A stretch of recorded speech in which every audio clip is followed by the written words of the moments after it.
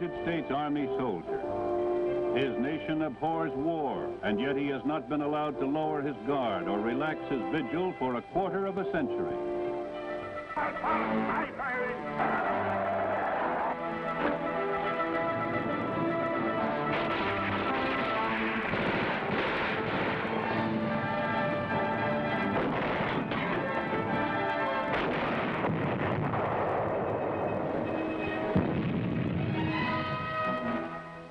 In the short span of 25 years, he fought and helped win the world's largest war. He has answered his country's call repeatedly in an age of incredibly complex challenges that defy the simple solutions of the past. Воробьи на крышах чирикают, что самое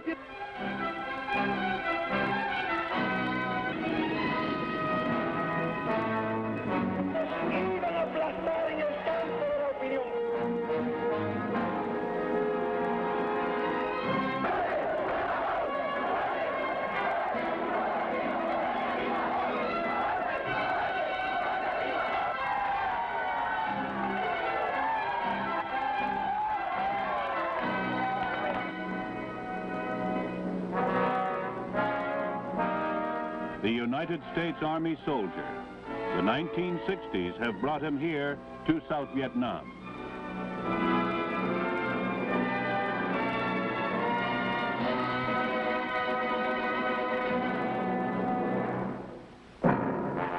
Okay, move out.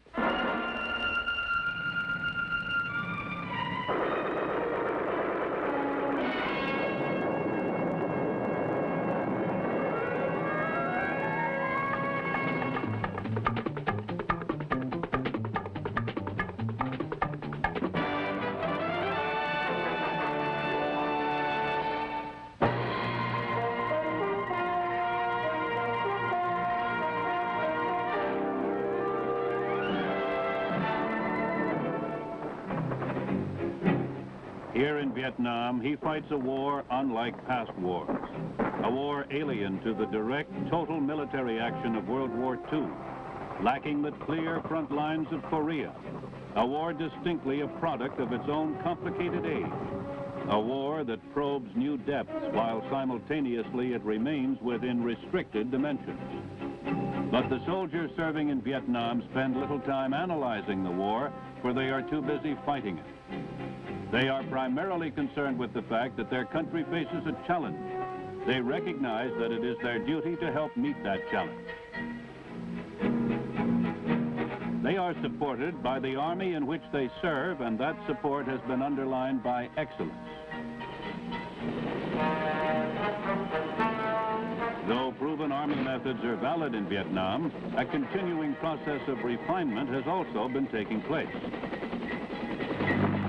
Innovations have been made, innovations molded from experience against a particular enemy in a particular war on a particular terrain. The Army has taken many forward steps to conduct operations more effectively in Southeast Asia and to give its soldiers the finest possible support. This war makes unique demands upon the military, but every challenge has also served to polish the Army's professional skills and increase its combat power.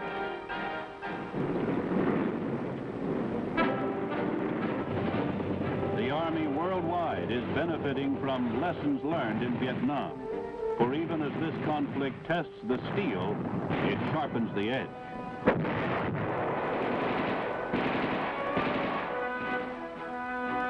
You are looking at an instructor who knows the war in Vietnam from first-hand experience. He is a combat veteran. He knows the terrain, the enemy, the demands made upon the soldier who serves in Vietnam. His knowledge is of tremendous value, and the Army invests it wisely to prepare others for service in Vietnam. Combat veterans serving as instructors in Army schools and training centers are an integral part of the feedback approach used in all Vietnam-oriented training. It is training based on what is happening in Vietnam, built around a steady feedback of battlefield lessons learned, incorporating newly adopted tactical innovations.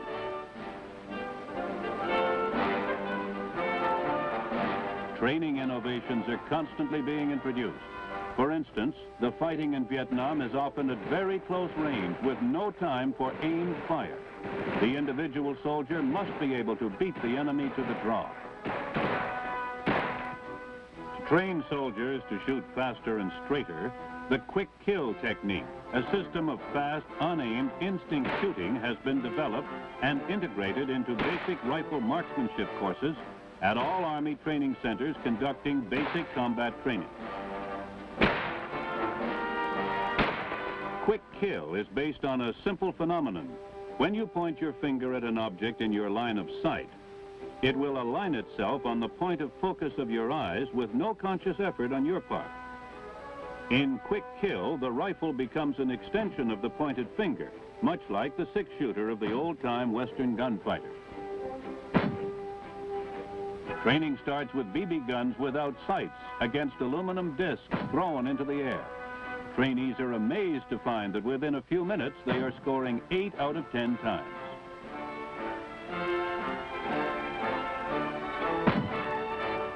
After progressing to smaller aerial targets, the student switches to ground targets. Next come larger targets at greater ranges using standard rifles. Soldiers scheduled for assignment to Vietnam receive additional training with the M16 rifle. Special training in preparation for service in Vietnam is not just for the new soldier. For senior combat arms NCOs who have served for extended periods of time in non-combat arms assignments, a 2-week refresher course was established in mid-1967 at Fort Riley, Kansas. It provides Vietnam-bound NCOs with refresher training in leadership, tactics, weapons, map reading, and other subjects important to their overseas assignments, and it is pointed to the specific requirements of the Vietnam War. The newly established Infantry NCO Candidate Course at Fort Benning, Georgia, is providing skilled junior leaders needed to maintain the 12-month tour in Vietnam and to achieve the objective of a minimum of 25 months between successive tours in that country.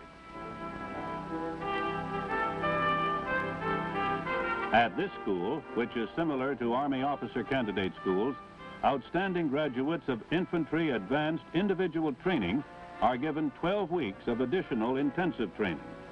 Similar courses have been established for armor, artillery, and certain combat support skills.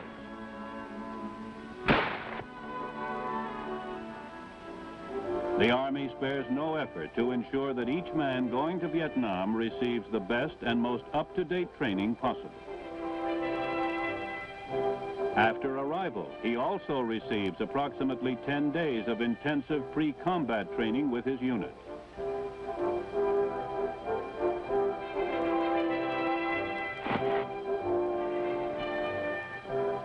This is followed by periodic refresher training throughout his stay in Vietnam.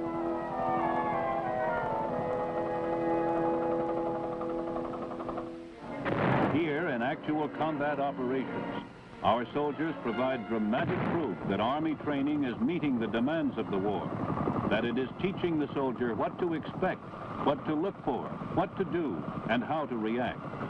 In addition to teaching him standard U.S. tactics and procedures, it is providing him with the specialized knowledge and skills needed in Vietnam.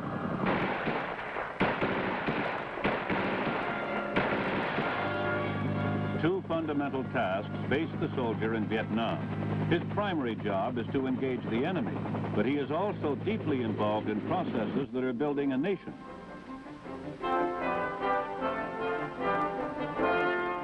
To this second task, he brings his natural friendliness and his traditional willingness to help others. Both tasks have demanded originality of the soldier and of the Army that supports him. The first step in engaging the enemy is to find him, and in Vietnam this is usually not easy.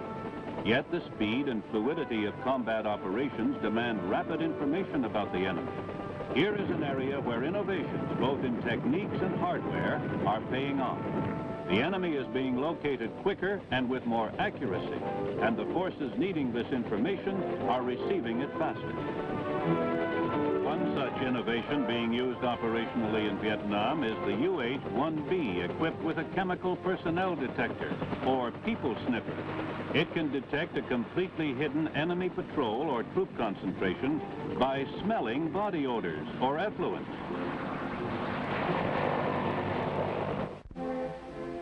Another intelligence device being operationally used in Vietnam is a transmitter which can monitor the movements of free-ranging dogs in hostile areas. Any unusual movement by the dog is transmitted back to its handler or to an aircraft overhead for quick evaluation and action. The new railroad ambush detector, now in service in Vietnam, precedes a train and senses any tampering with the tracks. Among the innovations which strip the enemy of the cover of darkness are the spotlight-equipped helicopters called Fireflies, which are exposing enemy night activities to gunships.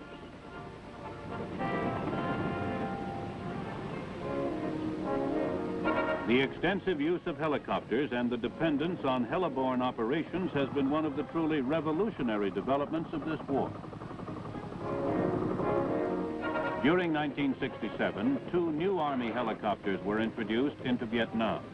The Huey Cobra is providing a greatly increased capability for armed escort of air-mobile columns and close-in direct fire support for ground forces. And the Army's new Cayuse is a far superior light observation helicopter. Today in Vietnam, another operational concept is coming of age: riverine warfare. In the Mekong Delta region since the early part of 1967, U.S. forces, equipped and trained to operate on rivers and canals, in conjunction with air mobile and overland forces, have been conducting operations which are distinctly different from normal amphibious warfare. To meet the requirements of the riverine afloat force, which currently consists of 1 brigade of the Army's 9th Division and the Navy's River Flotilla 1, a number of specialized naval ships have been developed. Barrack ships provide headquarters and housing for an infantry battalion each. Troops are moved to contact aboard smaller armored and armed transport ships, supported by heavily plated and armed 60-foot monitors, craft which somewhat resemble their forebearers of the Civil War.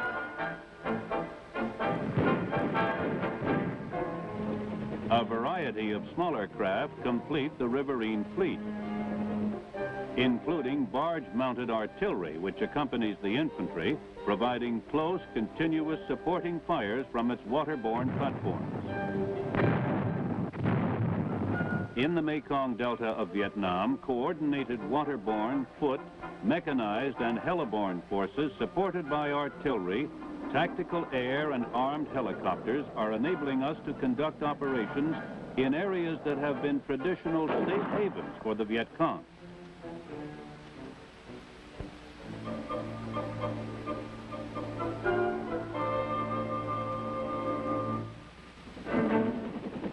Psychological operations are being accentuated in Vietnam to influence people to act in a manner favorable to Allied goals, to convince an enemy soldier to surrender, a Viet Cong sympathizer to rally to the cause of the Republic of Vietnam, a Vietnamese civilian to support his government.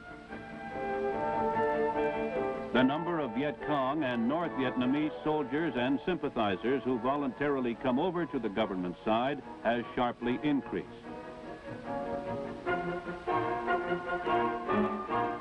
New and better equipment is being procured and used in support of the program of influencing the Vietnamese people to support their government.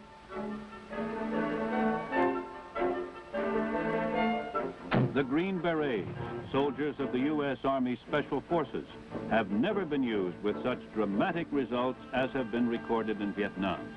In almost 100 locations throughout South Vietnam, Special Forces teams working with Vietnamese Special Forces are training members of the Civilian Irregular Defense Group, gaining intelligence and advising province and district chiefs and training their regional and popular forces.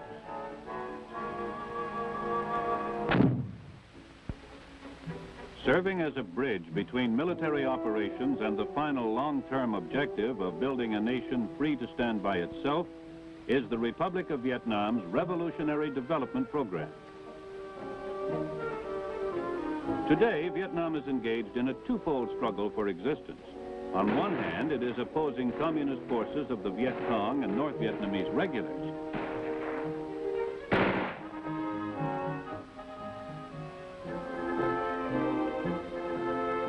On the other hand, it is carrying out a program to build a viable nation.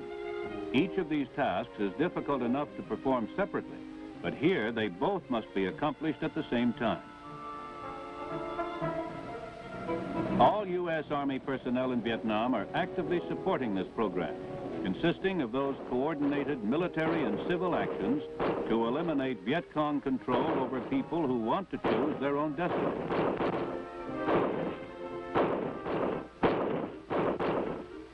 These actions must restore public security, law, and order,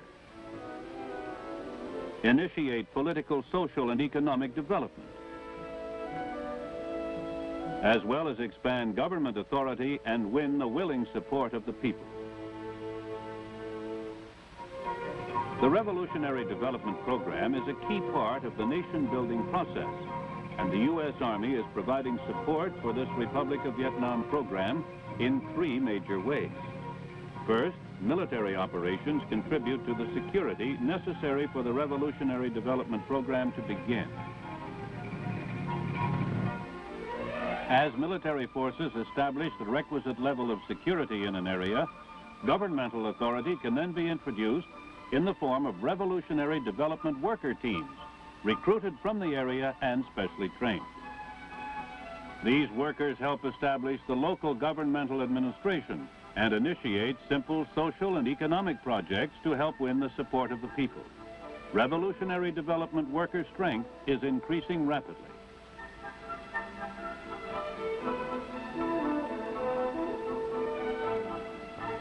The second major way in which the Army supports revolutionary development is to provide advisors to the Republic of Vietnam military and civilian organizations. As Vietnamese regular forces are increasingly committed to the nation-building role, their U.S. Army advisors are likewise engaged. Army province and district advisory teams advise their counterparts, the province and district chiefs, on all aspects of military security, revolutionary development, and governmental activities.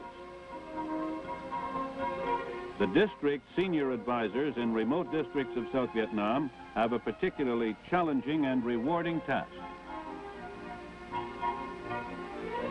The third major way in which the Army assists in revolutionary development is through social and economic improvement programs. With the increase in U.S. units, there has been a step up in the number and scope of activities performed by U.S. forces.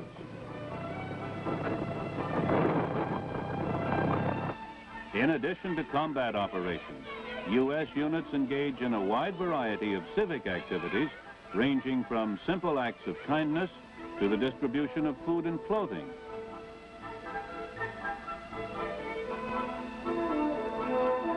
to relatively ambitious construction projects. U.S. Army civil affairs companies assist in such fields as agriculture, public health, education and welfare, and refugee assistance. U.S. military surgical teams provide medical services up to major surgery. Engineer construction advisory detachments assist in such tasks as improvement of water supply systems, sewer construction, and general rural improvement. A facet of the support being provided for the civilian population is the redistribution of captured items to district officials for release to the local populace. Thousands of pounds of rice and salt were distributed, as well as large quantities of food, clothing, and medical supplies. The use of the flying crane helicopter in Vietnam has opened many possibilities for innovation in support of nation building and on the battlefield. This bridge span can be airlifted and installed in a fraction of the time and with far less effort than would be required using conventional bridge building techniques. Another innovation has been the formation of land clearing platoons, which with their 30 tractors equipped with special tree-cutting blades can clear up to 240 acres of jungle growth a day. These units help deny the enemy jungle concealment and aid economic progress by clearing new land for cultivation and housing. Advances in revolutionary development, while not as dramatic as those made against enemy main units, are nonetheless encouraging. Successes against major enemy tactical units have created an environment in which revolutionary development is now possible on an expanding scale. The program is moving and in the proper direction.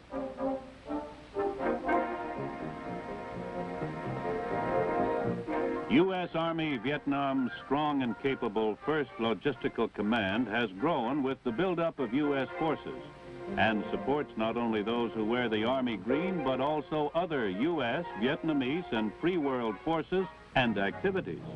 Its customers and consumers in Vietnam total over 1.3 million persons. Development and smooth operation of sea and river ports has been one of the most remarkable logistic success stories of 1967. Near Saigon, upstream from the once badly overcrowded civilian port, the Army completed a 6th port facility in Vietnam, appropriately named Newport. The port complex includes 4 600-foot permanent piers, 2 LST slips, and 1,200 feet of barge pier. To assist in the construction effort, these panels and trusses prefabricated at this Cam Ranh Bay engineer site have permitted units to build their own austere cantonments. Some of the more notable innovations in solving the logistical problems in Vietnam have been in the field of containerization. Here we see a sea-land ship which transports 500 containers, the size of the 35-foot semi-trailers which deliver them to the ship and onto which they are offloaded at the port in Vietnam. It takes only 750 man-hours to discharge 20,000 tons of cargo from a container ship, compared with 10 to 15 times that amount of manpower for conventional ships. The cargo shipped to Vietnam in Connex containers continues to increase. Although designed to protect cargo from loss, damage, and pilferage, they have found countless additional uses in the theater. They are converted into dispensaries, offices, supply rooms, and protected command posts. Meeting the requirement for fast delivery, high-priority repair parts from the United States is the Red Ball Express. Although named for its famed World War II predecessor, the current version utilizes airlift throughout the transportation cycle. Red Ball Express cargo, marked for identification, is shipped to Travis Air Force Base, California, for processing, consolidation, and onward movement. Upon arrival in Saigon, the high-priority cargo is immediately sorted and shipped to its requesters. The nerve center of the 1st Logistical Command is the 14th Inventory Control Center. It has modern electronic data processing equipment for control of more than 200,000 different supply and maintenance items. The Army Medical Service in Vietnam is a complex organization of more than 125 medical units and some 11,000 medical personnel deployed the length and breadth of the Republic to perform the time-honored military medical mission of conserving the fighting strength. With professional help no more than minutes away by air, and when minutes often mean lives, the mortality rate among wounded who get hospital attention is the lowest in history. The versatility of the medical evacuation helicopter has been increased by the development of a special internal personnel hoist, now found in all air ambulance units. In forested areas where it is difficult to land, it is being used with increasing frequency to extract wounded in a matter of minutes when otherwise it would take hours. In conjunction with this hoist, another device is being used. Here being demonstrated is a forest penetrator. It resembles an anchor in appearance and permits the evacuation of a casualty without the necessity of landing the helicopter. Inevitably, war narrows down to its basic factor, the individual soldier. While his army backs him with all the support that science can muster, it can never totally eliminate the requirement for him to close with the enemy, to move forward if necessary, one slow foot at a time. This dirty, rugged, time-consuming, and deadly job has been his for as long as warfare has existed. The American soldier. He is fighting a fanatical enemy in an environment which is advantageous to that enemy. And yet it is true that his morale is extremely high. His morale is founded on confidence in his officers and NCOs, in his own ability, and in that of his comrades. It is reinforced by the knowledge that he is the best equipped, best supported soldier in the world.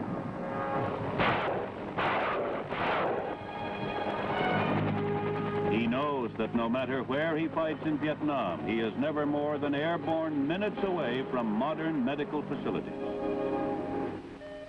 The 12-month tour sets a tolerable limit to the demands that are made upon him. And rest and recuperation facilities such as these at Fort DeRussy, Hawaii, help him to rebuild his energies. Army chaplains are available to satisfy his spiritual needs wherever he may be. Of extreme importance to his peace of mind is the knowledge that the Army takes care of its own. Army community service centers are always ready to provide his dependents with assistance.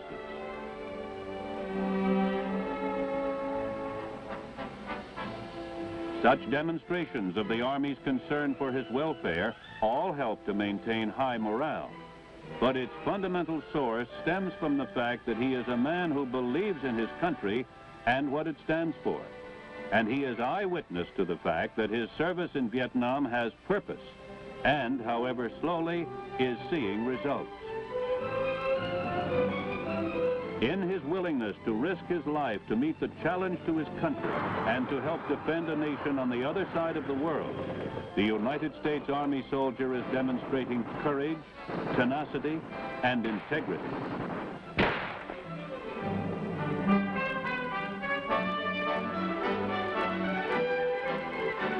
Out of this Vietnam crucible, a sharper sword has emerged. The Army soldiers are better trained, as proven by their superb performance in combat. They appreciate the value of nation building and helping people. The Army has developed better ways to do its job and better equipment to do it with, not only in Vietnam, but worldwide.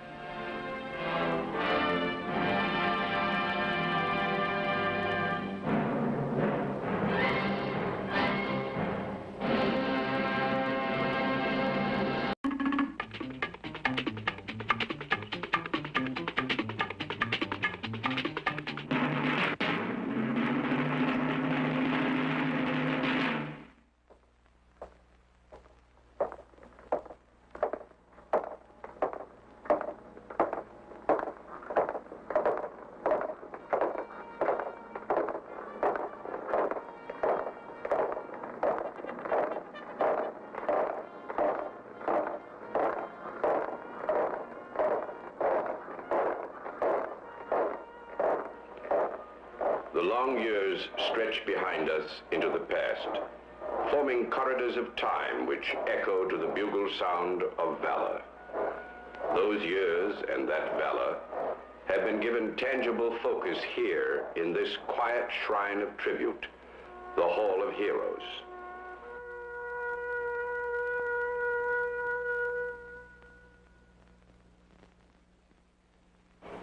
Here on the inner ring of the Pentagon, this space is dedicated to a nation's remembrance, not of events, but of deeds. Deeds of Americans in uniform who gave more than was asked, more than could be asked of them. Not always their lives, but always themselves, without pause and without reservation. Each man whose name appears on these walls, and those whose names will appear here, are members of a unique fraternity of courage. They are all recipients of our nation's highest award, the Medal of Honor. It is given to those whose actions meet the standards spelled out in these few words: gallantry and intrepidity at the risk of life, above and beyond the call of duty. To such men, the Hall of Heroes was dedicated on a sunny spring day, May 1968. Today, we confer the Medal of Honor on 4 more gallant Americans. This is the first time that 4 men from each of the military services have been so honored together. Charles E. Hagemaster, James E. Williams, Gerald O. Young, Richard A. Pittman. They will place their names now in a new Hall of Heroes, created here in the Pentagon as a memorial to all who have earned their country's highest award for courage in combat. Seeing 2 of his comrades seriously wounded in the initial action, Specialist Hagemeister unhesitatingly and with total disregard for his own safety raced through the deadly hail of enemy fire to provide them medical aid.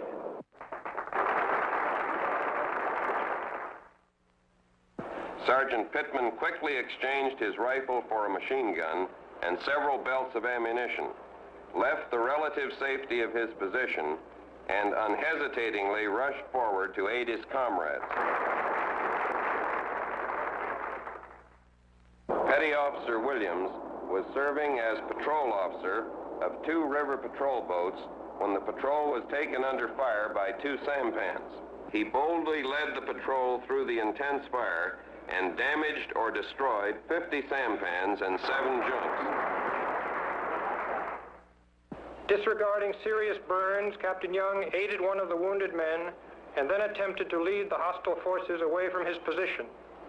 For more than 17 hours, he evaded the enemy until rescue aircraft could be brought into the area.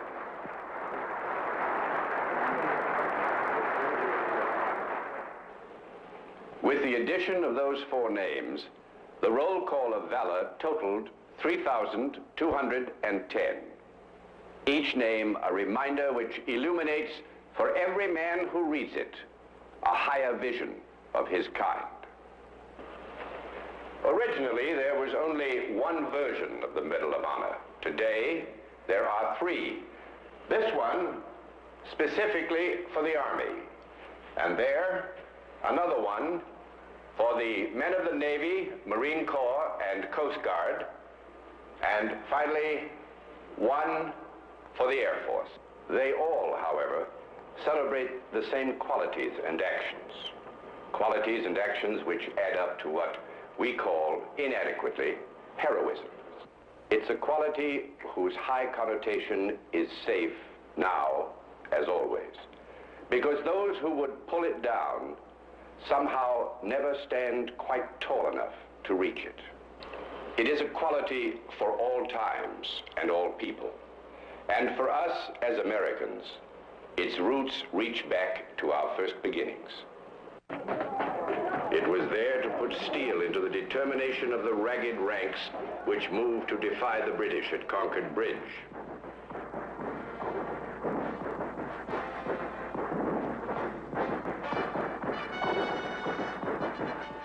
It was there in the hearts of the first citizen soldiers who left homes and families, gathering to pursue their awakening dream of national independence and individual liberty.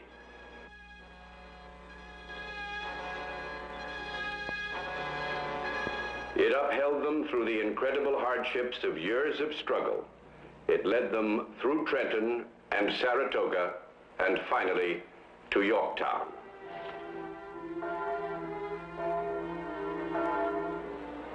The flame which lit from within those first men to call themselves Americans and to place their lives and all else that they had or might hope for in the balance of freedom was kindled there, never to go out. But the hard-won independence of the United States was to require reassertion again and again. The next test of whether American sovereignty was to be an accepted and honored fact among the nations of the world came in 1812. The British practice of stopping American ships on the high seas and impressing American seamen into the British Navy was at issue here, and the war was primarily a naval one. Its one major land battle has come to be known as the Battle of New Orleans.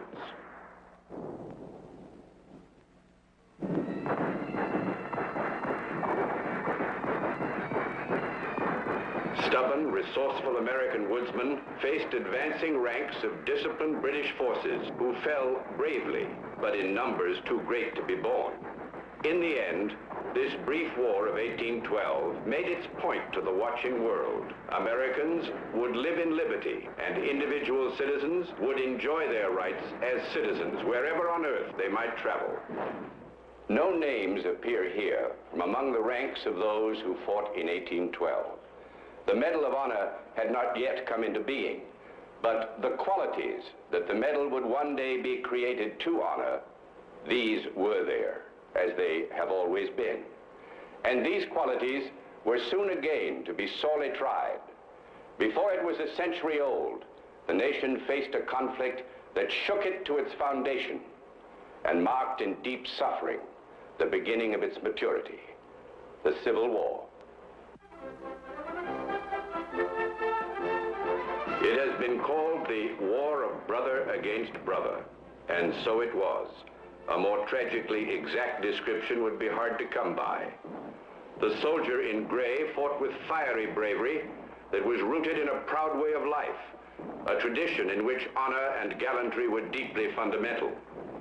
His skill and courage were never depleted, but in the end, his resources would be.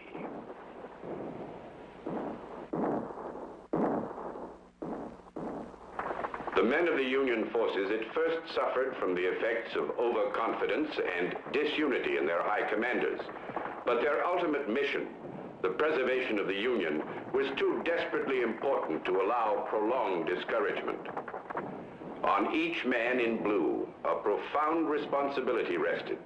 Whether the nation endured would depend heavily on his faith in the Union's cause and his ability to prove that faith in the most demanding of all testing grounds. So it was that the nation, searching in its agony for the promise of its future, found itself looking into the faces of its sons. The longings, fears, and loneliness of a boy coming suddenly to manhood. This was so like the developing state of the nation itself. Soldier and nation together found that their fears and doubts were not so strong as their faith in the cause of a unified country. The soldier in blue kept that faith and fought for it with steadfastness and courage. And a grateful people in the midst of war forged a medal to honor that courage. In the swirling fury of this war of American against American, the Medal of Honor was born.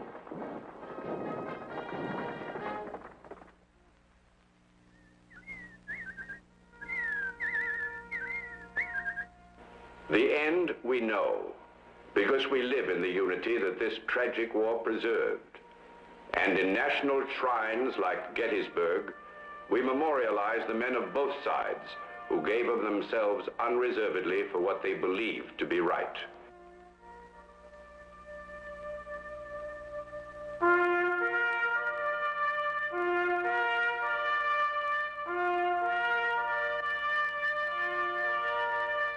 Here are the names. The last of the men in blue are gone, but the Union they preserved remains and honors for all time the men who made it possible. And right over here is a roll call of names from the years which followed the Civil War, the time when the nation grew, expanding westward, the West.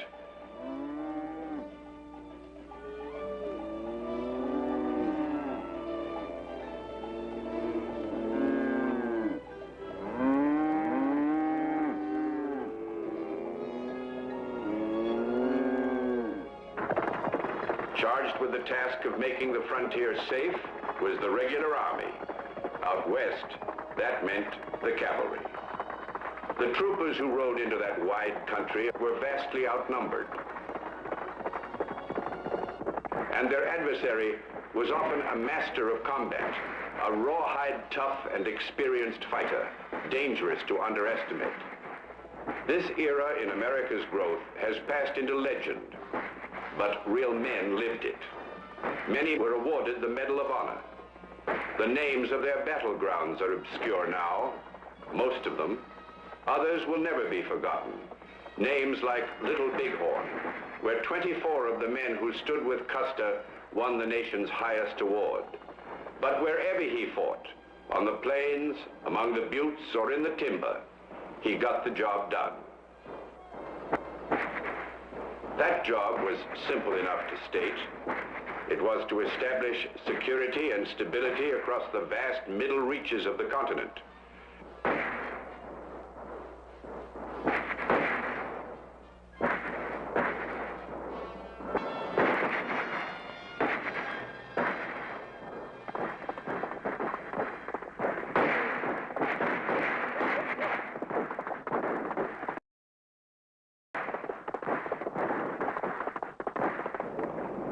From ocean to ocean, the Union stretched, and the continental United States was changed from a goal to a fact. But full security had only just been established in the great western country within our borders when Americans were called on to do battle outside our shores. In the Spanish-American War, America's desire to help the Cubans to their independence from Spain flamed into action when the battleship Maine was blown up in Havana Harbor. Teddy Roosevelt's Rough Riders made their famous charge through a storm of whistling lead up the slopes of San Juan Hill. 30 soldiers of this war won the nation's highest tribute, the first to win Army Medals of Honor on foreign soil. 81 Navy and Marine Corps fighting men were also awarded the medal. This first conflict by American ground forces outside our nation's borders was brief, but it was a hint of things to come. America's growth, the prospering of the adventurous idealism on which it was founded, these were making the United States a world power. A position of world leadership, unsought but unavoidable, was even then being thrust upon the nation. This time, it was no isolated conflict.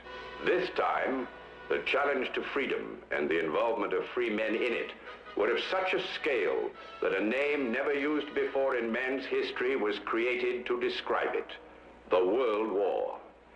From our perspective in history, the First World War.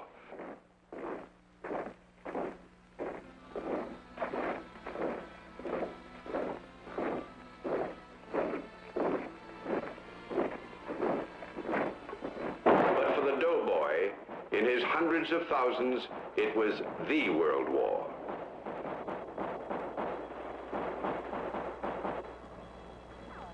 On the personal level, it was perhaps very little different from any war, any time. Where'd that sergeant go? We're due to move out any... Wow. Take your time, Sarge. Don't hurry on my account. Where do they get them all? There's not that many shells in the... You lousies. How can we go out there? How? We can't move till...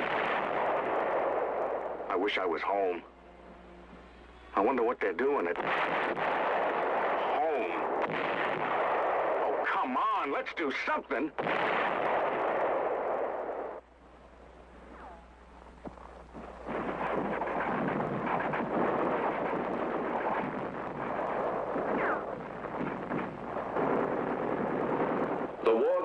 The doughboy was one of massed firepower and jagged trench lines cutting across the heart of France.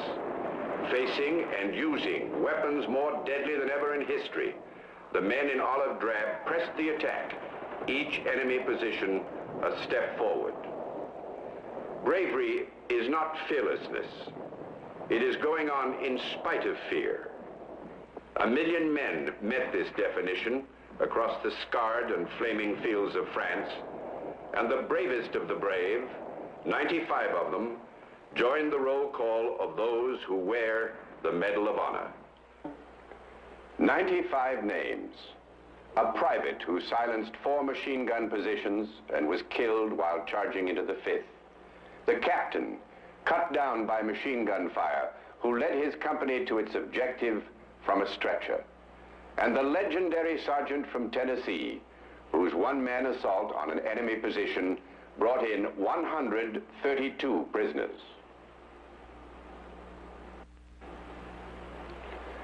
The war to end all war was over, or so many of us in our inexperience believed, but a mere heartbeat of history, 2 decades, would prove otherwise.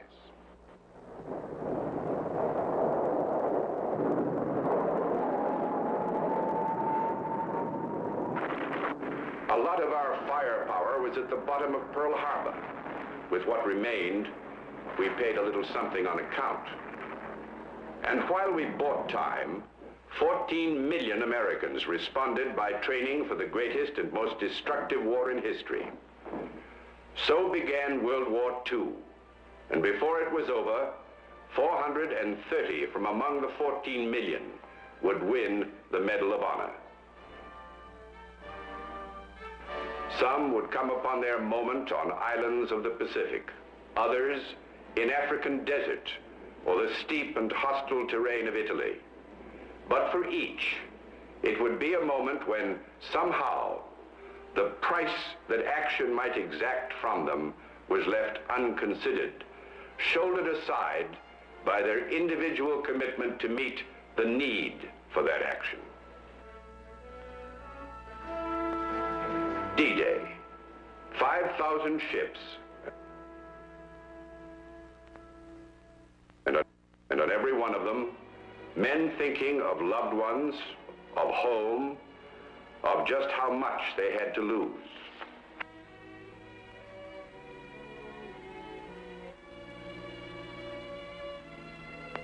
My darling, we got your letter dated May 25th, and as always, I've read it a dozen times. I keep them all. We'll read them together someday. Johnny is as tall as my shoulder, fine and straight, and there's more of you in his eyes every day. Mom and Dad are well, and they send their love. I have your letter here, and we'll read it again before sleep. Meantime, try to know how much I love you. Come back safe to us. Come back safe.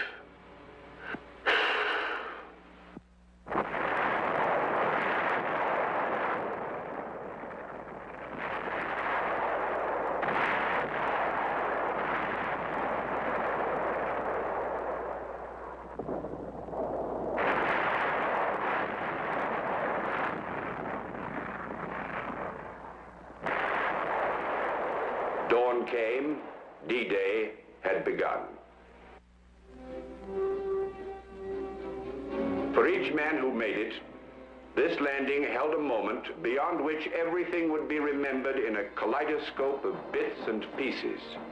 This was the moment when the ramp dropped down, and there was the beach.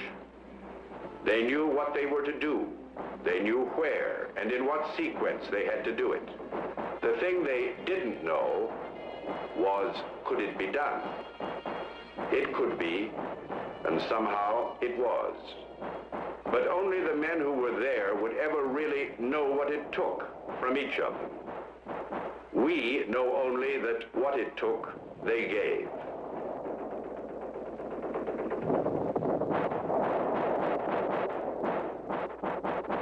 From D-Day onwards, their strength never stopped growing, and the spearheads of that strength penetrated steadily inward toward the enemy's heartland, sometimes slowly, and then more swiftly, as Allied strength mounted and that of the enemy was worn away.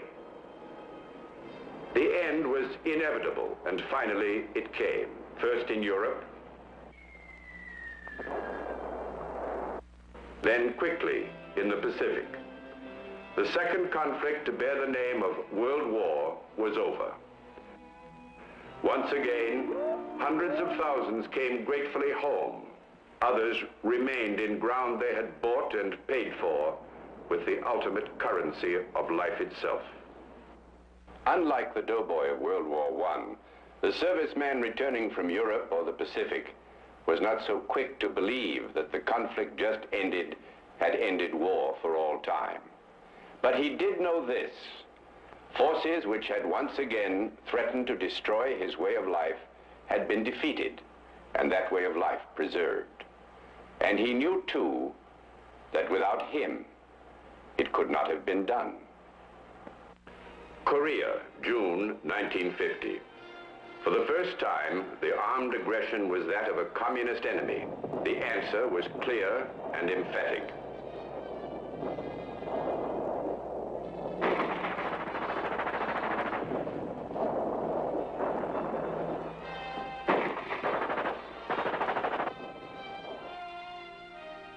Through years of what became stalemate combat, while truce talks wore on, men did what had to be done. Constant patrolling, fighting again and again over the same bits of splintered ground, day and night.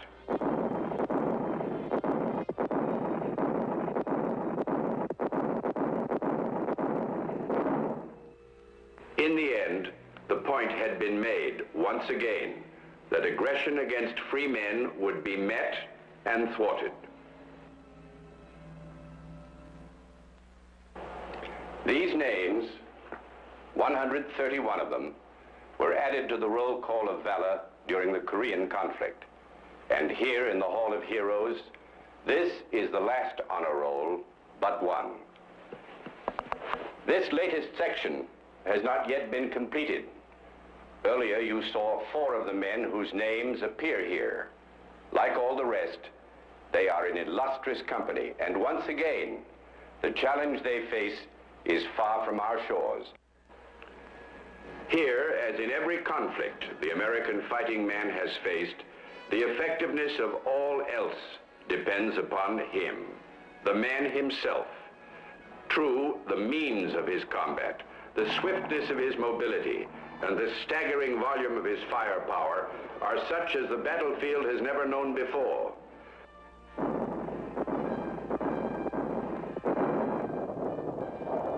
But the man himself and the inner force that animates him, these are unchanged. He arrives at his objective faster and fresher than any man of arms in history, and in his hands are weapons more deadly than any of the past.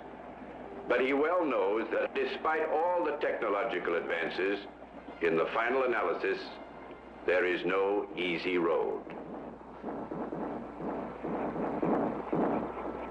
He knows, too, that however hard the road, others have traveled it before him, and what men have done, men can do. What enables a man to move forward into a maelstrom of roaring, slashing sound and flying steel and flame? The mere words in which a commander shapes the orders to do so? The knowledge that the others who move forward count on him to be in his place? A sense of pride that will not let him do less than his friends, or leave them with more to do because of him? Or the simple consciousness that this is going to be done, and it is his time to do it? Whatever it is, whether we name it courage, sense of duty, bravery, or simply guts, it is there, and they go and get it done.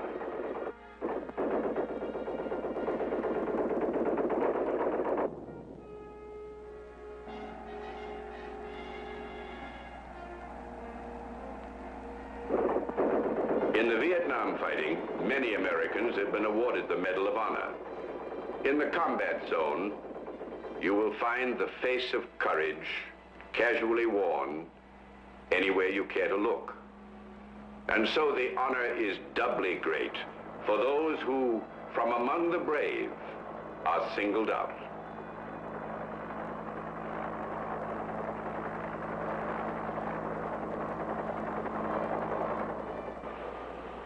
In one sense, these medals are no more than stylized bits of metal. But in another, more fundamental sense, they are the tangible representation of a priceless intangible. This, then, is in celebration of that something in man which is both indefinable and undeniable. For this, the Hall of Heroes exists, to say to all who come this way, read these names. Think for a moment of the men whose courage put them here. What they did, each in his own moment, is a statement, a shout, a cry that echoes for each of us. Remember and be proud.